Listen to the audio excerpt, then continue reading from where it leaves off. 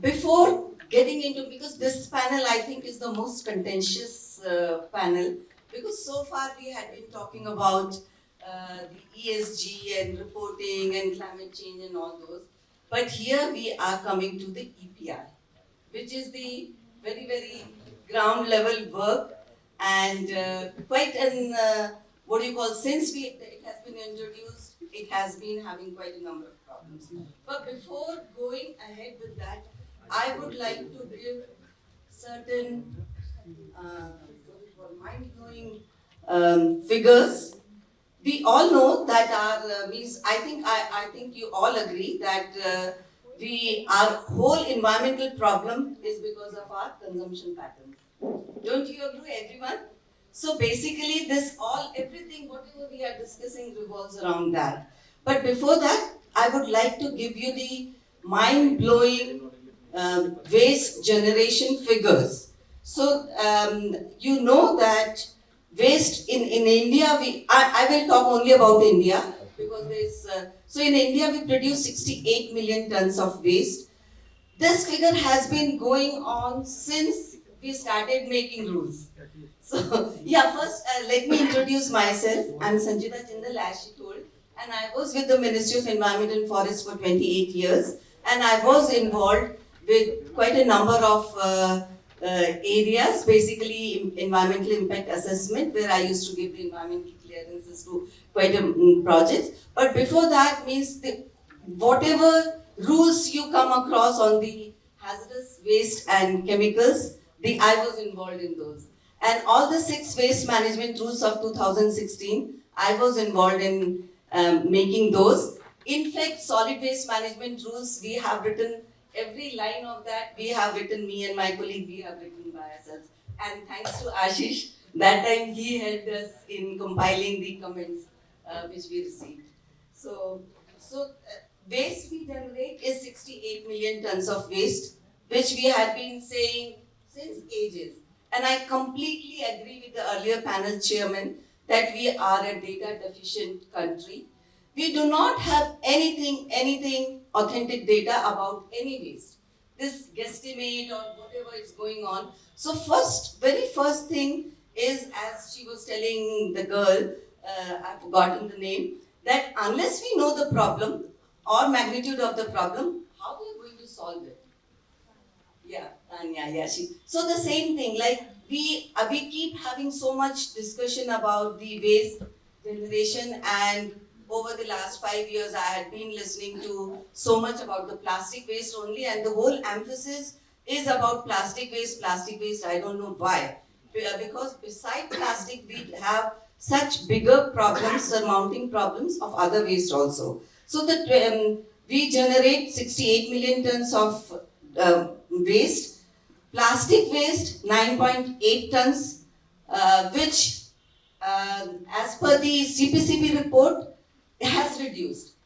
And I find it difficult to digest that it can reduce plastic waste, because more and more people are going towards throwaway culture. Yeah, use is also increased. Use is increased, throwaway culture, packaging. We see the packaging is so much, like I got something recently, itna sa card, uske liye they had this thing, and they had such big box. So what was the great need of having that box in fact? Everything. I don't see, despite rules, I don't see that we are really reducing the waste. Plus the increasing Number of people and everything. Food deliveries and home Exactly. So plastic waste is increasing, and 9.8 tons when we were considering is way beyond. People say that 12% is the percentage of the share of the plastic, but I think it must have reached 14 to 15%. We generate 3.2 million tons of electronic waste. We have become the 3rd largest country of generating electronic waste in the world. Tire, we discard roughly 2,75,000 tires each year, and 3 million tires are being imported. Solar panel, we are the 4th largest producer of solar panel waste. About 4.5 to 7.5 million tons is generating every day. And by 20, it is estimated that by 2024-25, we will be having solar panel waste, which can, if we stack together, it can reach the compete with the Mount Everest. So can I add, ma'am? Yeah. There are 25 million deregistered vehicles in India. Yeah, I'm coming to that only. Yeah, so batteries, we have 50,000 tons of batteries generated each year, and lithium ion batteries, we know that it is going to be a bigger problem as we grow the EVs. Auto, we know that 9 lakh government vehicles are to be discarded, deregistered this year because of the 15 years this thing. Textile waste, we generate 92 million tons of textile waste every year. These are all waste, but besides that, there are bigger problem of coal ash. 175 million tons by 2030 we will be generating. With the FGD coming into, gypsum will be again a big problem.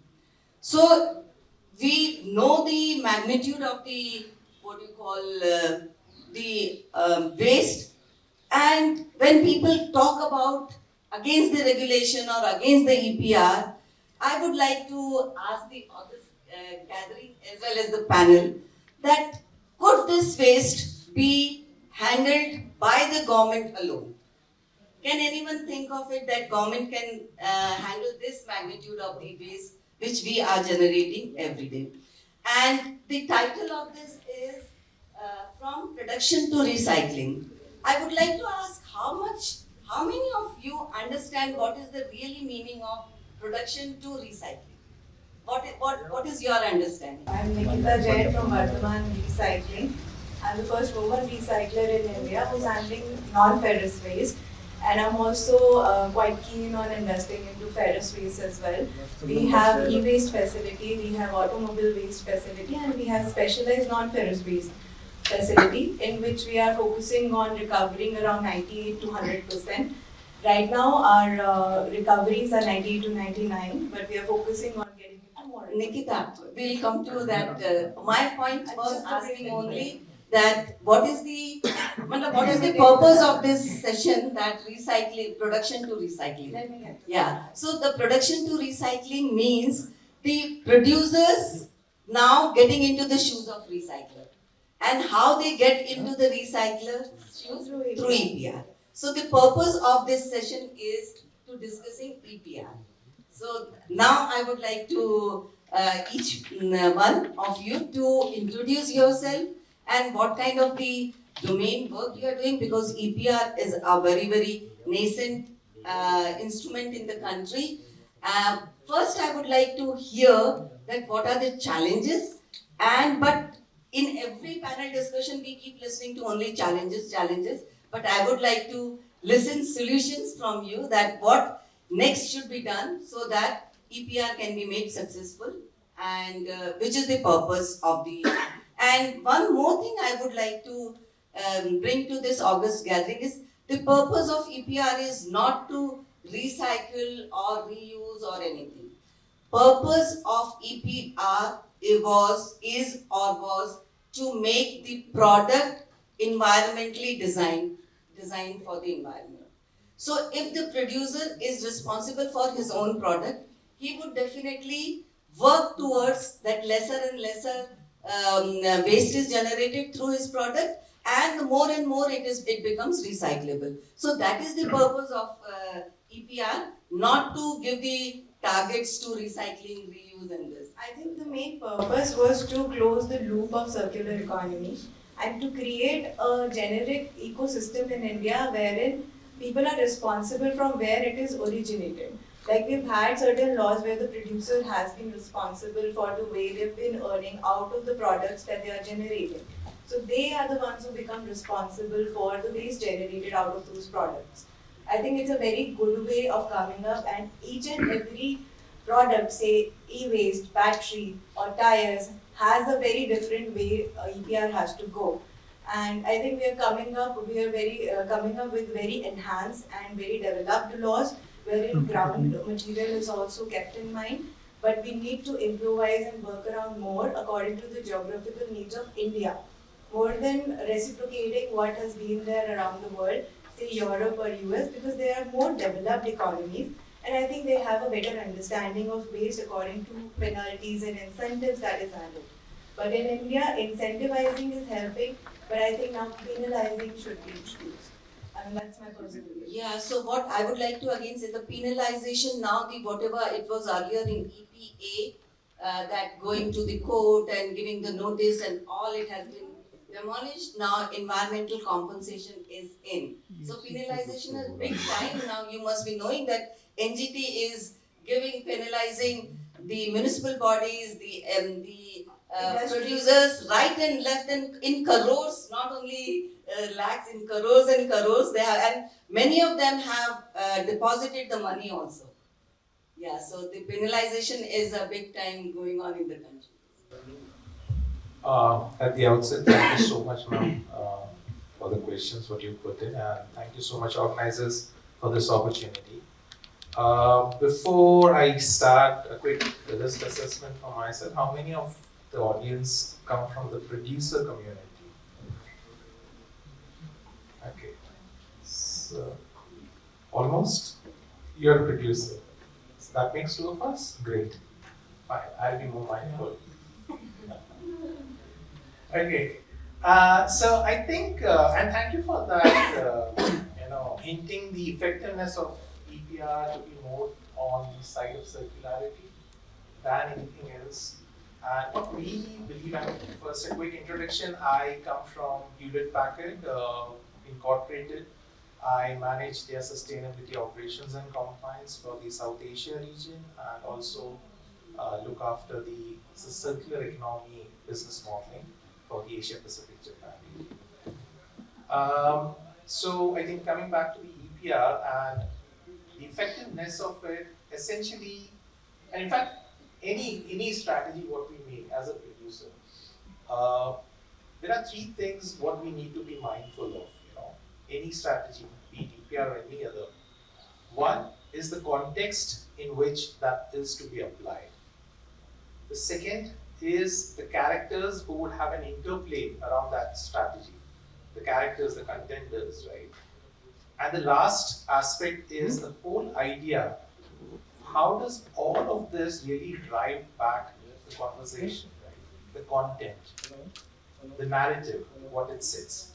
So coming at the very first C, which is the context, I think for us, it's very important to understand that EPR could only be effective if and only if it's to be seen in a systemic context. It's a value chain phenomenon. Because, and especially for the kind of waste stream I come from, or I am a producer of, electronic waste, there's a value mindset associated with that waste stream, unlike many other waste streams, right? And hence, the need is to see this context in a more value chain phenomenon rather than seeing it or reading it literally as an extended producer responsibility. Yeah. The second important thing, the characters. The characters, thank you again, ma'am, for setting the narrative of the responsibility what consumption patterns play. I keep saying that we are not producers of e-waste, we are producers of technology. Whether it gets designated as a waste or a useful resource is at the hand of the consumer and not defined by us as a producer.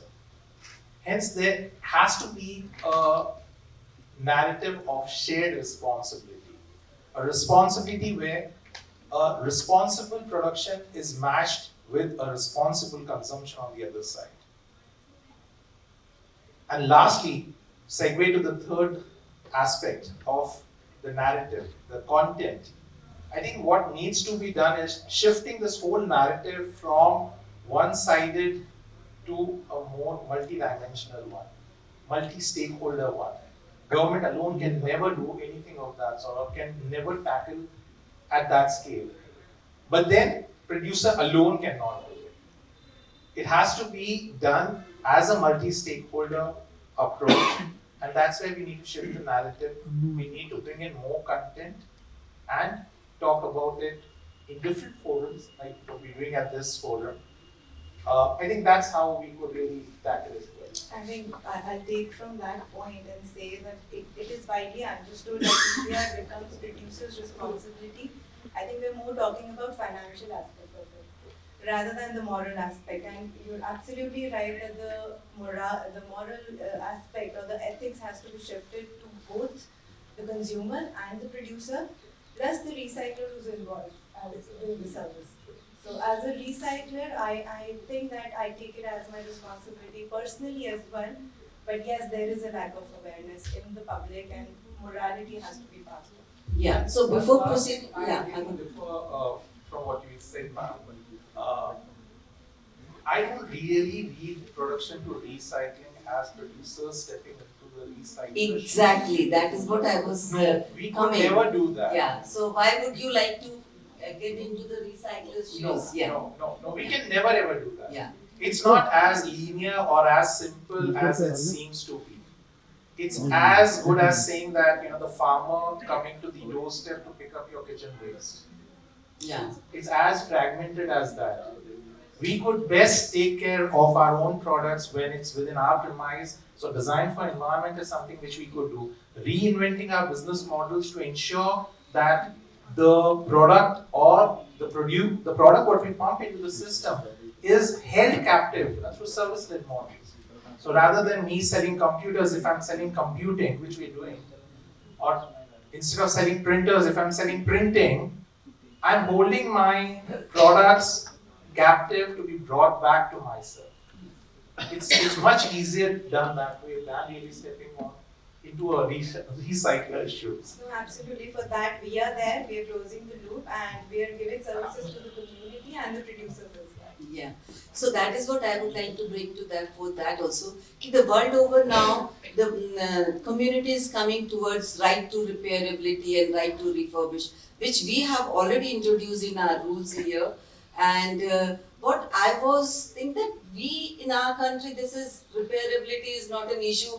There's so much is being already being missed. हर एक चीज repair होती है हमारे यहाँ. But I would like to understand from you that what is that which you are doing towards it, that people have said that now you have to make the parts which can be, instead of discarding the whole mobile or anything, you need to make parts which can be replaced. Yeah, so are you... You want me to answer that yeah. before Mr. Jain? So quickly, I think at least I could speak on behalf of HP. We are publicly committed with clear commitments of 75% circularity across our products and packaging. Now, when we say 75% circularity, this is impossible unless we have embedded repairability, modularity across our value chain. Not just our product portfolio, but across our value chain. What would that mean? That when we give to a recycler any product of ours, we need to ensure that the recycler ends up becoming a material provider to our parts supplier. So that's the kind of, we call it the cycle, the HP cycle, that everything actually has to be within the community, within this closed loop. So across stakeholders, in fact, we're now reinventing these supply chains where we are bringing in used cooking oil, waste cooking oil, creating biopolymers and bringing into our product portfolio. So that's a very different supply chain. We're trying to reinvent a new supply chain. Yeah, so EPR has brought down quite a new innovation in every field. So that is the success I would say that the EPR has. So now I would like to ask Ashish, to introduce yourself, the kind of work you are doing, and what are your views towards EPR challenges and maybe solution you can come with. Thank you very much. Good afternoon, everyone.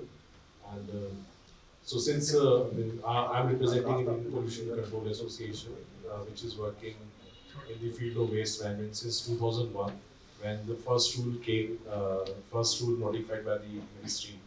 And we are also the pioneer in executing first EPR action plan for plastic waste for few brands. And then since I involved since beginning of EPR discussions, planning and execution of EPR. So my interpretation of EPR means EPR policy was brought to strengthen the collection and segregations of the tough plastic, and especially we were targeting MLP, multi-layer plastic waste. And it's very true that before 2018, rule came in 2016, but it took 2 years to finalize the action plan, because the ministry and BAM only notified the rules and notified the policy that the producer, brand owner, importer have to submit action plan to fulfill their EPR obligations, and they have to get registered with the State Pollution Control Board. And if they do not get registration, they were not allowed to continue their business. But they failed to explain how to develop an action plan. What is the methodology approach of EPR action plan? So there were a lot of discussion happening around the country, and the industries was very they were very क्या कहते हैं उसे, घबराई हुई थी कि हम action plan बनाएं कैसे, हमें कुछ उसका फॉर्मूला नहीं दिया गया, कोई फॉर्म नहीं दिया गया. So there were a lot of discussion how to prepare action plan, who will approve that action plan, and whatever we will do to fulfill my EPR obligation, whether this EPR obligation will be accepted by the government, whether they will allow us to continue our business. So a lot of brainstorm happened informally or formally from 2016 to 2018, and then one of the action plan which was prepared by us, approved by then chairman of CPCB, and then we finally start working. So when we started working on EPR, we thought that it would be very difficult to collect MLP waste, because there was no recycler at that time, and there were no consumer who will buy this MLP. Brands were agreed to pay collection fees and segregation fees and logistic fees. And that time we started the collection of MLP or EPR of MLP of 15 rupees per kg, which is the actual cost involved in collection, segregation and recycling of MLP. Now the cost of EPR brought down to 1 rupees. I don't know how people are managing to collect, segregate, transfer, process in 1 rupees cost. So there are a lot of issue in that also. So we actually, I'm also working with the community, waste speaker community, and I know their mentality, why these people are working in these sectors. They are working only for one reason, to earn money, because waste pickers can collect anything. They can collect this, they can sell to Kawadiwala, and they will get money. I got the feeling that the waste pickers is also segregating hairs, because they know the price value of hairs. The price of hair is 3,000 rupees per kg. तो वो check quantity उसका बहुत ज़्यादा नहीं है, but उसके दिमाग में ये पॉइंट है कि ये 3,000 किलो का आइटम है, मैं इसको वेस्ट नहीं जाने दूंगा. So I have never come across any waste picker who is not collecting hairs. And the monthly collection of hair is only 50 gram, 40 grams. तो उसको वैल्यू ज़्यादा नहीं मिलता है. Revenue is hardly 300 rupees, 400 rupees in a month for waste picker. But the value for hair is very big. तो वो hair को बिल्कुल नहीं छोड़ता है. सारी चीजें छोड़ देगा, hair जरूर collect करेगा. So we noticed this thing, and then we reached to the waste picker and told them that if you collect MLP, I will pay you 9 rupees or 10 rupees. And that 9 rupees, 10 rupees were very big amount for waste pickers to collect MLP. And we did some study how EPR policy impact the per capita income of waste picker. So we studied through this EPR policy, we have increased the per capita income of waste picker from 2,000 to 3,000 rupees per month, which is good amount for them. Earlier they were earning 18,000, 20,000 rupees, but once they involved in the supply chain of MLP, they started earning 25,000. So my first project of EPR, I was given target from 5 brands to collect 430 metric tons of as a pilot project in 5 cities. But we ended with 650 metric tons of MLP. And then we asked brand owner to provide additional funds to accommodate this additional quantity. And then we came to know that collection of MLP is not a big challenge. It can be collected. Only thing is the right approach, and if the right value of material can given to the waste pickers. So my important stakeholders, the waste workers, who are involved in who has direct reach to the waste. They are the people who are collecting waste from different sources, household, factories, industries, educational institute. If we can incentivize these people, they can segregate any waste item. They can segregate food item also. They can segregate MLP. They can segregate electronics. What they were not segregating only those commodities for which they are not getting any value. So we developed the entire supply chain from waste workers to scrap dealers, aggregators, and recyclers. We have close to cement co-processor, waste to energy, and we have also set up our own recycling facility for MLP. And one thing I learned that if you want to have a sustainable supply chain, and I would also like to comment on production to recycling title of this. If we really want to have a sustainable supply chain, it should be production to consumer. Recycling will not solve the problem. The consumption of recycled product will actually solve the problem. And there is a challenge, and I'm thankful to the ministry who made this mandate from 1st April 2024 that all the brands, producers, and importers have to use minimum percentage of recycled granules in their packaging, which is started at 25%. And I think this kind of policy will increase the consumption of recycled products. And if there is an increase in recycled products, there will be a demand from recycler for different waste categories. And if there is a demand for recycler from the recycler for the raw material, then the waste collector will start collecting, segregating.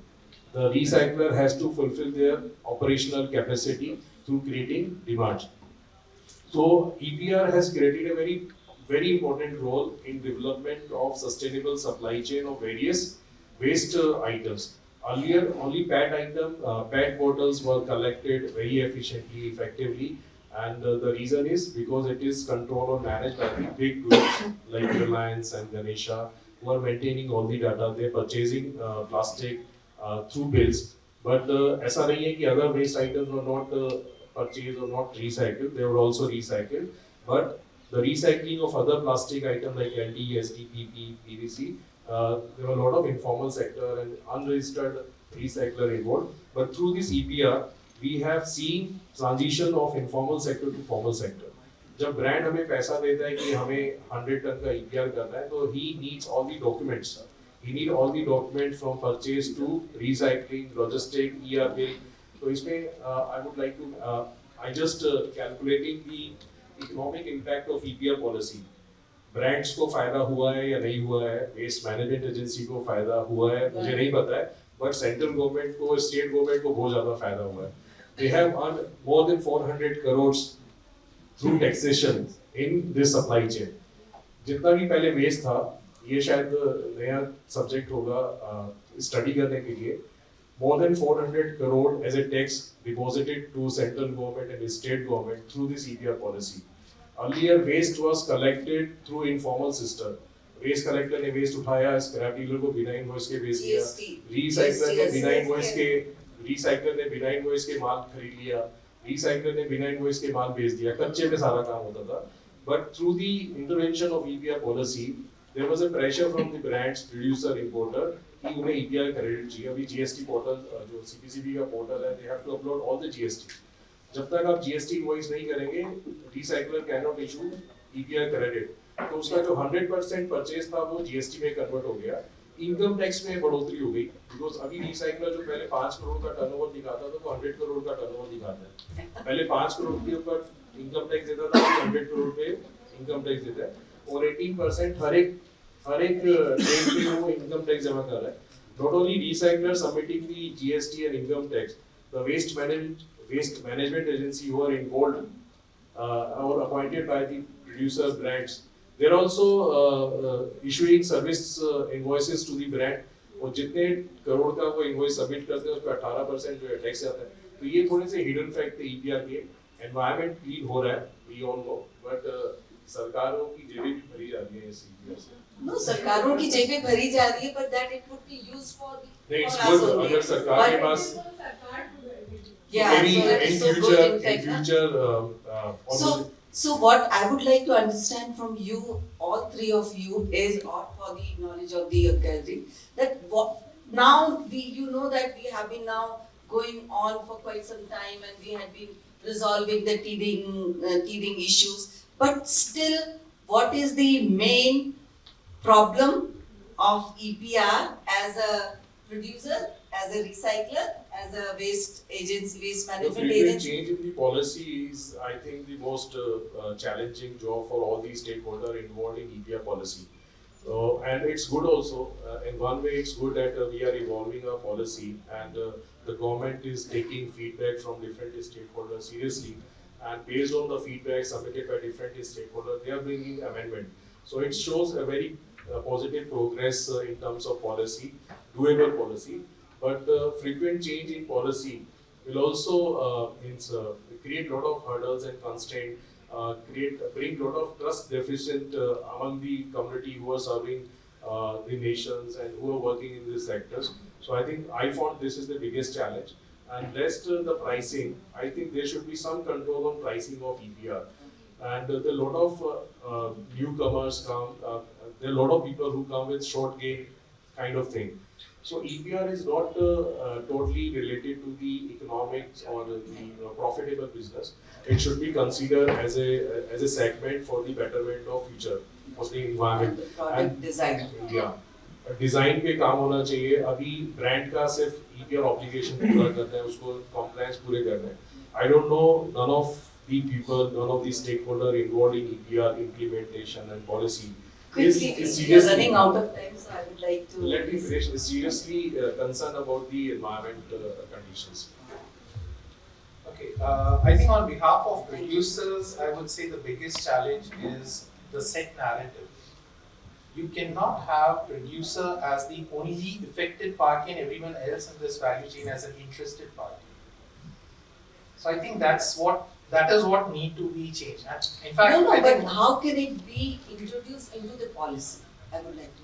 I think the biggest leakage in the existing policy is that while a producer is targeted to reverse channelize their respective products, the bulk consumers, primarily the bulk consumers, are at their free will to give it to anyone and not go back to the same producer or producer-led agencies. They can actually tender it, open tenders, and give it to anyone. So that doesn't mean that I can't meet my compliance targets. I can very well do that. So the need is to understand whether the EPR is intended for waste management or circularity. So when I meet my compliance through purchase of an aggregated waste from a sealant port, I meet my compliance, I somehow take that EPR or EPR obligation of mine. But am I doing justice to the environment and the intended outcome of circularity of material? Because I could do that best if it's my own product coming back to me. Because then I can circularize at least 72% of what comes into it. Because I know every nut and bolt of it. What restricts you to take back your product? The policy which allows the bulk consumer to give it to anyone and not go back to the producer-led agency. I think as a geography, it won't be very viable to bring back all the waste to one facility. Then there is carbon footprints as well that we need to take care of.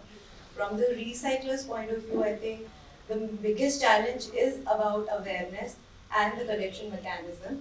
So we are targeting one by one waste. So we're collecting waste in a bulk and at random. There is no pattern of doing that. And there is no pattern of collection in the country. I think we need to address all the waste at one point, and we need to go, because we are mature. In the EPR system now we are mature, we're not in 2016 anymore. I think we need to address all the waste at one go, and then not just by policies, we can address the major part of the waste into the policies.